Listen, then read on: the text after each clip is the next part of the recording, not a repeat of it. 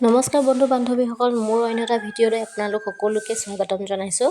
বন্ধুসকল, যদি আপোনালোকে ছ'চিয়েল মিডিয়া ব্যৱহাৰ কৰে বা কৰি আছে বা ছ'চিয়েল মিডিয়া ব্যৱহাৰ কৰিম বুলি ভাবি আছে, তেন্তে এটা ডাঙৰ খবৰ, কিয়নো কেইটামান গুৰুত্বপূৰ্ণ নিয়ম আপোনালোকে মানি চলিব লাগিব ছ'চিয়েল মিডিয়া ব্যৱহাৰ কৰোঁতে।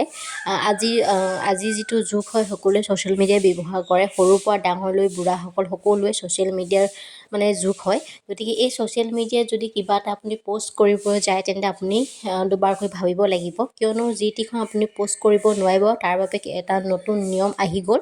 গতিকে যদি সেই নিয়ম আপুনি ভংগ কৰে, তেন্তে আপোনাৰ কাৰাদণ্ড হ'ব পাৰে, আপুনি জেল পৰ্যন্ত যাব পাৰে যদি সেই নিয়মকেইটা আপুনি মানি নচলে। এতিয়া সেই নিয়মকেইটা কি হৈছে মই আপোনালোকক ভালকৈ বুজাই দিওঁ। যদি আপুনি ছ'চিয়েল মিডিয়াত দেশৰ বিৰুদ্ধে কিবা এটা প'ষ্ট কৰে, যিকোনো ধৰণৰ দেশৰ বিৰুদ্ধে বা আমাৰ দেশৰ বিৰুদ্ধে যদি আপুনি কিবা প'ষ্ট কৰে, আৰু আপুনি ধৰ্মৰ বিৰুদ্ধে যদি কিবা প'ষ্ট কৰে, ধৰ্মৰ বিপৰীতে যদি আপোনাৰ নিজৰ ধৰ্মক ভাল বুলি কয়, আনৰ ধৰ্মক যদি বেয়া বুলি কয়, তেনেহ'লে আপোনালোকৰ ওপৰত একশ্যন ল'ব, আপোনালোকে কাৰাদণ্ডও যাব লাগিব। ৰাষ্ট্ৰপতিৰ সৈতে 5জনীয়া কমিটিয়ে নিৰীক্ষণ কৰিব ছ'চিয়েল মিডিয়া। আপোনালোকৰ প্ৰতিটো প'ষ্টত আপোনালোকে লক্ষ্য ৰাখিব, এইটো এটা আইন বান্ধি দিয়া হ'ল। ছ'চিয়েল মিডিয়াৰ কোম্পানীসমূহে এনে বাতৰি আঁতৰ কৰিব লাগিব। যদি কিছুমান কোম্পানী থাকে ছ'চিয়েল মিডিয়াত যিটো এডভাৰটাইজ কৰে, যদি সেই এডভাৰটাইজবোৰসমূহত আপোনাৰ ধৰি লওক দেশৰ বিৰুদ্ধে, ধৰ্মৰ বিৰুদ্ধে কিবা এটা এডভাৰটাইজ কৰে, তেন্তে সেই কোম্পানীবোৰ কাৰাদণ্ড হ'ব পাৰে আৰু পইচা জৰিমনা ভৰিব লাগিব। গতিকে আপোনালোকে খুব সাৱধান হ'ব যিকোনো ধৰণৰ প'ষ্ট কৰোঁতে। ছ'চিয়েল মিডিয়াক লৈ শ্ৰীলংকাই বলবৎ কৰিলে নতুন আইন। যিখন আইন আনিছে শ্ৰীলংকাই, এই নতুন আইনখন বলবৎ কৰিছে।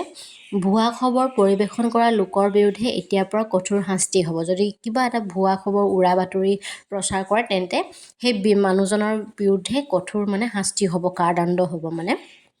শ্ৰীলংকাই এই আইন কৰাৰ লগে লগে হাহাকাৰ লাগিছে জনতাৰ মাজত অকণমানতো হাহাকাৰ হ'ব। যিকোনো ধৰণৰ আইন এখন আহি গ'লে মানুহৰ মাজত হুলস্থুলীয়া এটা পৰিৱেশ সৃষ্টি হয়, কি কৰিম, কি হ'ব, কি নহ'ব। গতিকে এনেকুৱা ধৰণৰ ঘটনা ঘটিছে।